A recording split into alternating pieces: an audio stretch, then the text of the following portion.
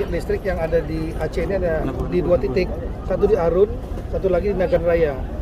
Yang di Arun ini ada 2 pembangkit, satu untuk ke arah timur Langsa itu lancar, tidak ada masalah. Yang terganggu adalah yang pembangkit yang menuju ke arah barat, itu menuju Banda Aceh, termasuk diantaranya adalah PD Jaya, PD, Biren, ini terdampak sehingga lampunya masih mati. Kemudian yang di Banda Aceh itu sementara disupport yang dari Nagan Raya, jadi nggak maksimal karena biasanya dari Nagan Raya dan juga dari Arun.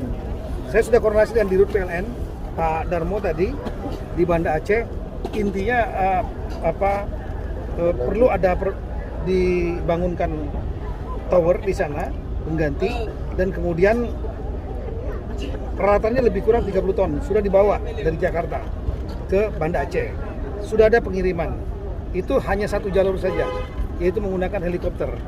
Nah, helikopternya ini hanya mampu mengangkut 6 ton, sedangkan totalnya 30 ton. Jadi perlu waktu 5 hari untuk mengangkut 6 ton per hari. 5 hari tambah 2 hari perbaikan, jadi diperkirakan 7 hari, insya Allah hari Sabtu nanti listrik akan jalan. Kalau listrik jalan ya komunikasi akan lebih mudah.